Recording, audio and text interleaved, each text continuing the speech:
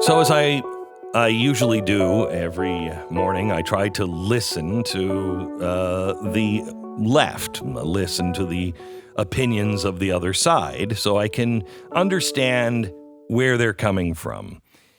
Many times it has been important to listen to where people are coming from, to be able to understand their point of view and to be able to understand how they arrived at where they are. But increasingly, it is becoming more and more frustrating because there is no logic and there is no authentic fact that is backing up what they have to say. Yesterday, we talked about the facts of guns and gun control. Today, we're going to continue that later on in the program on the facts of red flags. It's been done before, and it hasn't ended up well. So we'll talk to you about the facts, and that is really important. If you don't know the facts, please shut your mouth. If you don't know the facts, ask, read. But even the facts that you think you know, perhaps you should look into. Here's what I heard today from the Washington Post and their podcast. I want you to listen to this opening story, the way they frame it. Give us you're tired, you're poor. Those lines etched on the Statue of Liberty by poet Emma Lazarus are part of our common understanding about what America is, what it has stood for since its founding. Yesterday, a top immigration official in the White House, Ken Cuccinelli, said he's, quote, certainly not prepared to take anything down off the Statue of Liberty. But at the same time, a new administration rule will fundamentally change who gets to come to this country. Okay, since when? Since when have we been the country that says, hey, come here for free stuff? Hey, come here. If you can't afford things in your country, come here because we're going to give it to you for free. Since when? Now, they will argue that that is the Emma Lazarus poem. Give us your tired, your poor, your huddled masses. That is not what that poem means, period.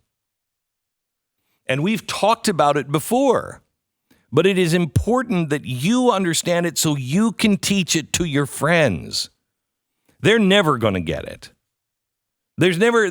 I have yet to see the anchor or anyone from the left that will honestly say, you know what? I was wrong. I learned something. I see this in a different way. I had a misunderstanding. I have not seen that from the left. I have seen that from the right. We've done it on this program. It's important. If you don't do that, you're not learning anything. So the misunderstanding is that the Statue of Liberty, the emphasis is always on she's the mother of exiles. She's this mom. And she's saying, give us your poor and your tired and your huddled masses because we're a giant hospital. That's not what she's saying. That's not what America is. What? In what world, including the world of Jesus Christ, in what world does a messenger say, hey, if you're really poor and you just can't make it and you want to live off the fruits of somebody else, come here. Come here. In what world does that work? In what world is that financially reasonable? In what world is that spiritually reasonable? That crushes people. The Statue of Liberty is a challenge. She holds imprisoned lightning. What is imprisoned lightning? What does that mean? Her torch is called imprisoned lightning. Imprisoned lightning is leading the way of a brighter tomorrow. It's not a flame. That flame, that torch is imprisoned lightning. Imprisoned lightning is a direct reference to the discoveries of the age. Imprisoned lightning is another way of saying a light bulb. It is the invention of the time that is moving things forward. She is the mother of exiles. But let's just look at her for a minute. What is the crown? It's not a crown. It's a misinterpretation. Have you ever seen the Michelangelo sculpture of Moses? That sculpture of Moses, it's sitting in Rome in a church. It's a beautiful sculpture, but it is weird as hell because Moses has horns. Look it up. He has 2 horns coming out of the side of his head. You're like, what the? Why does Moses have horns? Because it's a misinterpretation of a word. It is easily, I can't remember the word, but it is easily translated to horns. But it is not horns. It is rays of light. So it's not a crown. It is the light behind the Statue of Liberty. She is standing as a guard in front of something that is, I don't know, dare I say, a shining city on the hill. The light behind her is reflected in that crown. That is a crown of rays of light. And she is standing at our sunset-washed gates. She is standing like the Colossus of Rhodes. But the Colossus of Rhodes, which was one of the wonders of the world, the Colossus of Rhodes was holding a spear and a shield. It was a warrior. And the ships would go in between his legs. And he would stand at Rhodes, this great old port. And people would come in, and that Colossus was saying, don't screw with us. And so it was meant as a warning. But as Emma Lazarus says, here at our sunset-wash gates stands the mother of exiles. Now, the mother of exiles also has chains around her feet, but they're broken chains. They are broken chains not just as a reflection of us breaking the chains of slavery in 1865. It's not just that, but it is breaking the chains of slavery because of pomp and circumstance and your heraldry. It's breaking the chains of you can't do it because you're not a lord, a lady, or a landowner. And what breaks those chains is what she's holding, the law. So if you understand the Emma Lazarus poem, it is not ever to be read like this. Give me your poor and your tired and your huddled masses. Just send them here. We're going to hold them. That's not the way it is meant. If you listen to the whole poem, you'll understand. Not like the brazen giant of Greek fame, with conquering limbs astride from land to land.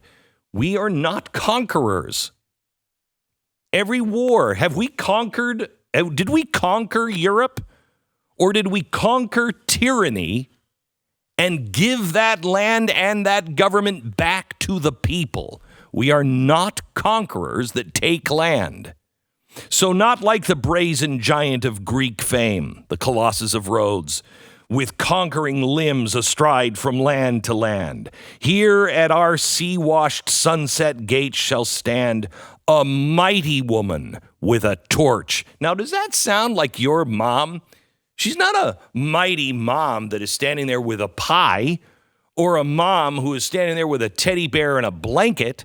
This is a mighty woman with a torch whose flame is the imprisoned lightning. The ideas of tomorrow that are happening today.